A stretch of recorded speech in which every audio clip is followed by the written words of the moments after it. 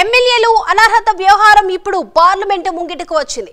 Supreme court ఈ అంశాన్ని పరిశీలించాలని కూడా కేంద్రాన్ని కోరింది. పార్టీ మారేవారు ఎక్కువ కాలం కొనసాగడం ఏంటన్న దానిపై క్లారిటీ ఇవ్వాల్సిన సమయం వచ్చిందని కోర్టు కోరింది.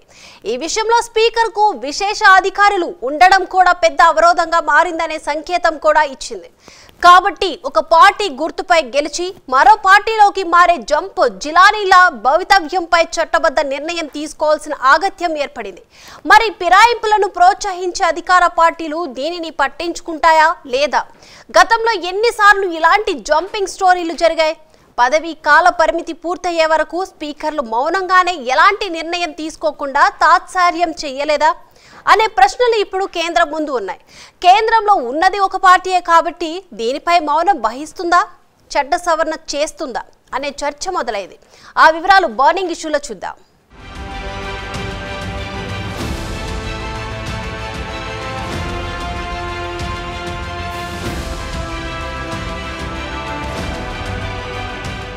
పార్టీ ఫిరాయింపు ఎమ్మెల్యేల అనర్హత పిటిషన్పై సుప్రీంకోర్టు సంచలన తీర్పునిచ్చింది. తెలంగాణ స్పీకర్ వీలైనంత త్వరగా నిర్ణయం తీసుకోవాలని, అందుకు 3 నెలల గడువు ఇస్తున్నట్లు ధర్మాసనం ఆదేశించింది. హైకోర్టు డివిజన్ బెంచ్ ఇచ్చిన తీర్పును సర్వోన్నత న్యాయస్థానం కొట్టివేసింది. స్పీకర్ అధికారాలను కూడా న్యాయస్థానం ప్రస్తావించింది. ఒక దశలో ఆపరేషన్ సక్సెస్ పేషెంట్ డెడ్ అన్న సూత్రాన్ని కూడా న్యాయమూర్తి చెప్పాల్సి వచ్చింది. నాడు అధికారంలో ఉన్నప్పుడు ఒకలా ప్రవర్తించి బీఆర్ఎస్ ప్రెజెంట్ ప్రతిపక్షంగా ఉండడంతో జంపు నేతలకు చెక్ పెట్టాలని భావిస్తోంది.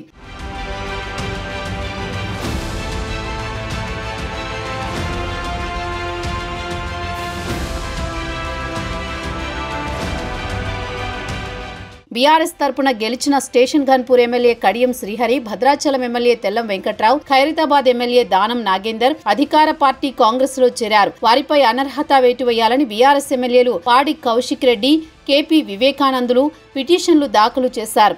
ఎమ్మెల్యేలపై వచ్చిన ఫిర్యాదులను స్పీకర్ ముందుంచాలని విచారణ తేదీలు నిర్ణయించి 4 వారాల్లో రిజిస్ట్రీకి సమాచారం ఇవ్వాలని సింగిల్ బెంచ్ 2024 సెప్టెంబర్లో తీర్పునిచ్చింది.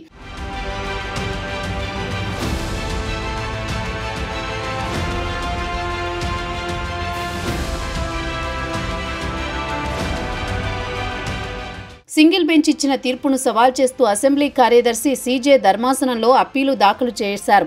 దీనిపై high court chief justice Alok Aradhe, justice J శ్రీనివాసరావులతో కూడిన ధర్మాసనం విచారణ చేపట్టింది. కేసుపై తీర్పు ఇచ్చిన ఉన్నత న్యాయస్థానం పార్టీ మారిన ఎమ్మెల్యేలపై స్పీకర్ తగిన సమయంలో నిర్ణయం తీసుకోవాలని సూచించింది.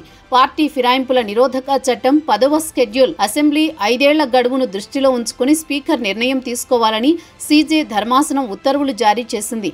పార్టీ ఫిరాయించిన ఎమ్మెల్యేలపై తీర్పును హైకోర్టు కొట్టివేసింది.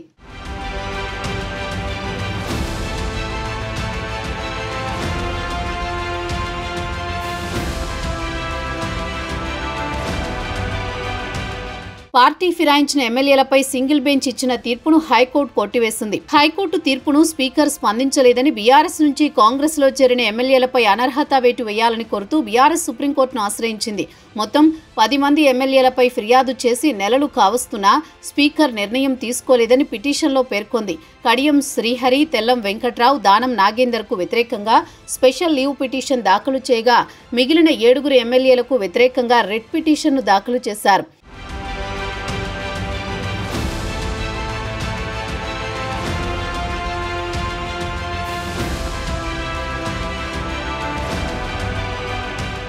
గతంలో పార్టీ మారిన ఎమ్మెల్యేలపై అనర్హత వేటు వేయడం చాలా అరుదుగా జరిగేది. మణిపూర్కు చెందిన కేశం మేఘచంద్ర కేసులో స్పీకర్ 3 నెలల గడువులో నిర్ణయం తీసుకోవాలని సుప్రీంకోర్టు ఆదేశించింది. ఇది ఇప్పుడు తెలంగాణ కేసులో ప్రస్తావనకు వచ్చింది. చాలా సందర్భాల్లో స్పీకర్ నిర్ణయం తీసుకోవడంలో ఆలస్యం చేయడం వల్ల కోర్టులు జోక్యం చేసుకోవాల్సి వచ్చింది.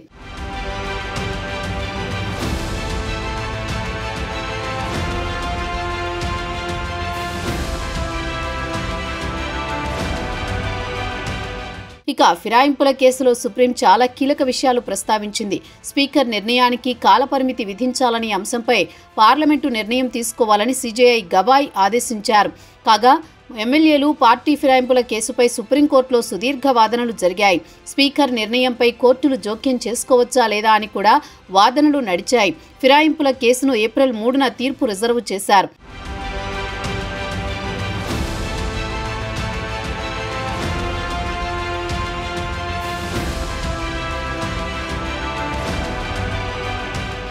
రాజకీయ ఫిరాయింపులు జాతీయ చర్చనీయాంశంగా మారింది. ధర్మాసనం తన తీర్పులో చాలా విషయాలు ప్రస్తావించింది. వివిధ సందర్భాల్లో ఫిరాయింపులపై పార్లమెంటులో చేసిన వివిధ ప్రసంగాలను కూడా పరిశీలించాం. రాజేష్ పైలట్, దేవేంద్రనాథ్ మున్షి లాగా అనర్హత చర్యలపై స్పీకర్ నిర్ణయం తీసుకోవడం కోర్టుల ముందు జాప్యాన్ని నివారించడమే. పార్టీ మారిన వారిపై చర్యలు తీసుకునే అధికారం స్పీకర్కు కట్టబెట్టారు. ఆర్టికల్స్ 136, 226, 227లకు సంబంధించి న్యాయ సమీక్ష అధికారాలు చాలా పరిమితంగా ఉన్నాయి అంటూ ఈ తీర్పులో ధర్మాసనం పేర్కొంది.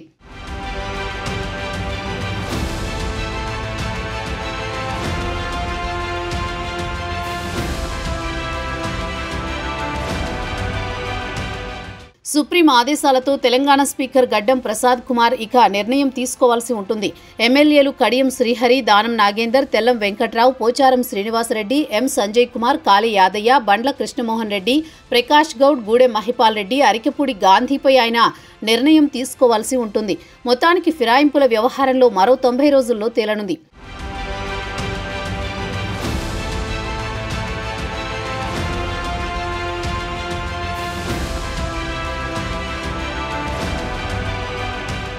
ఒక ముఖ్యమైన నిర్ణయంలో శాసనసభ స్పీకర్లు ప్రజాస్వామ్యానికి ప్రమాదం కలిగించే ఫిరాయింపుదారులపై చర్యలు తీసుకునే విషయంలో ఆలస్యం చేస్తారు. కాబట్టి ఫిరాయింపు నిరోధక చట్టం కింద ఎమ్మెల్యేల అనర్హతపై ప్రస్తుతం ఉన్న యంత్రాంగాన్ని పార్లమెంటు సమీక్షించాల్సిన అవసరం ఉందని ధర్మాసనం చెప్పింది. ఇటువంటి చర్యలు సంవత్సరాల తరబడి సాగడం వల్ల అర్ధరహితంగా మారుతుంది. సుప్రీంకోర్టు నోటీసు జారీ చేసిన తర్వాత మాత్రమే స్పీకర్ నోటీసు జారీ చేయడం దురదృష్టకరం. ఆపరేషన్ సక్సెస్, పేషెంట్ డెడ్ అన్న సూత్రం సుప్రీంకోర్టు అభిప్రాయపడింది.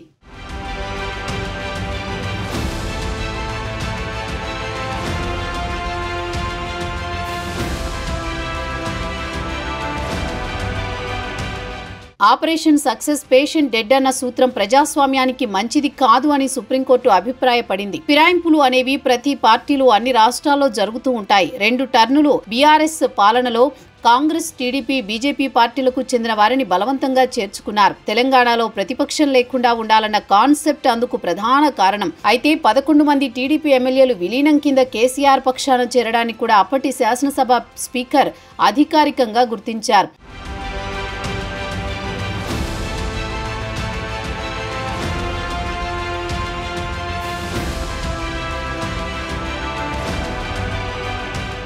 రెండు 2019లో కూడా తెలంగాణలో రాష్ట్రంలోని కాంగ్రెస్ శాసనసభా పక్షం నాటి టీఆర్ఎస్లో విలీనమైంది.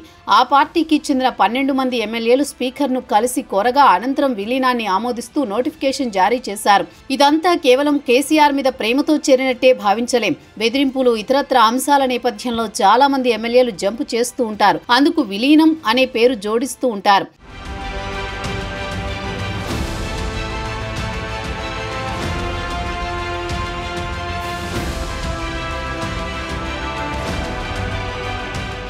ఎమ్మెల్యేలు మాటిమాటికి పార్టీలు మారకుండా ఈ రూల్ తెచ్చారు. రాజ్యాంగంలోని 10వ షెడ్యూల్లో ఈ నిబంధన ఉంది. ఇంతకుముందు పార్టీలు మారాలనుకునే వారు తమ పదవులకు రాజీనామా చేసేవారు. అయితే ఇందులో ఒక మినహాయింపు ఉంది.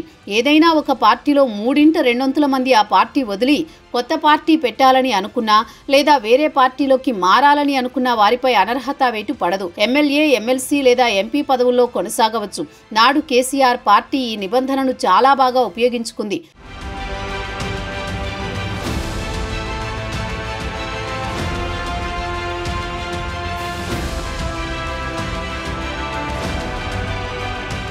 తెలంగాణ మొట్టమొదటి శాసనసభలో తెలుగుదేశం పార్టీకి 15 సీట్లు, బీఎస్పీకి 2 సీట్లు వచ్చాయి. విలీనం పేరుతో నాడు కేసీఆర్ ఆ 2 పార్టీల శాసనసభా పక్షాలను తమలో విలీనం చేసుకుంది. 2018 డిసెంబర్లో కూడా తెలంగాణ శాసన మండలిలోని 4 కాంగ్రెస్ ఎమ్మెల్సీలను అధికార పార్టీ ఇలానే తమలో కలిపేసుకుంది. అదే సంవత్సరం తెలంగాణ అసెంబ్లీ ఎన్నికల్లో కాంగ్రెస్ నుంచి 19 మంది ఎమ్మెల్యేలు గెలిచారు. వారిలో 12 మంది ఎమ్మెల్యేలు కేసీఆర్ పార్టీలోకి వెళ్లిపోయారు.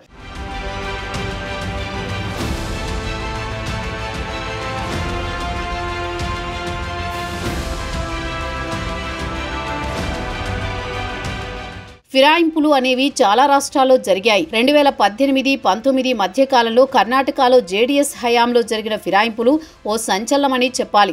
నాడు బీజేపీ కీ రోల్ పోషించింది. ఆ సమయంలో జేడీఎస్ కాంగ్రెస్తో కలిసి సంకీర్ణ ప్రభుత్వం ఏర్పాటు చేసింది. 2018 అసెంబ్లీ ఎన్నికల్లో జేడీఎస్ 37 స్థానాలు, కాంగ్రెస్ 78, బీజేపీ 104 స్థానాలు గెలుచుకున్నాయి.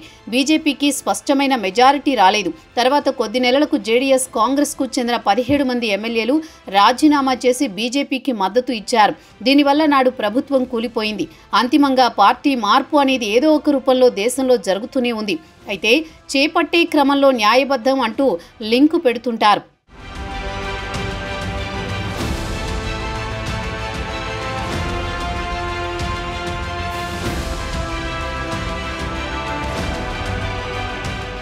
ఫిరాయింపుల అంశంలో కొన్ని పార్టీలు కోర్టుకు వెళుతూ ఉంటాయి. కొంతమంది ఇట్స్ కామన్ అన్నట్లు ఉండిపోతూ ఉంటారు. అయితే మూడో పర్యాయం కూడా అధికారం తమదే అన్న ధీమాలో ఉన్న బీఆర్ఎస్ అధికారం కాంగ్రెస్కు దక్కడాన్ని సహించలేకపోయింది. ఫిరాయింపు ఎమ్మెల్యేలపై అనర్హతా వేటు వేయించాలని నిర్ణయించుకుంది. దీంతో కింద కోర్టు, పైకోర్టు మెట్లెక్కింది. తాజాగా సుప్రీంకోర్టు ఆదేశాలతో ప్రజాస్వామ్యాన్ని కాపాడే చారిత్రాత్మక తీర్పు అని ఆ పార్టీ అభివర్ణించింది.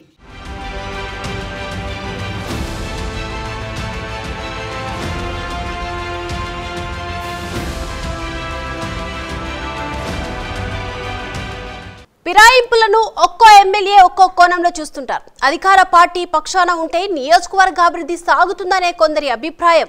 ఇదే క్రమంలో పదవుల కోసం ఆరాటపడే నేతలు పక్క చూపులు చూస్తుంటారు. తిరిగి వారినే ప్రజలు ఎన్నుకుంటారు. ఇదే భారతదేశంలో ఉన్న స్వతంత్ర ప్రజాస్వామ్యం.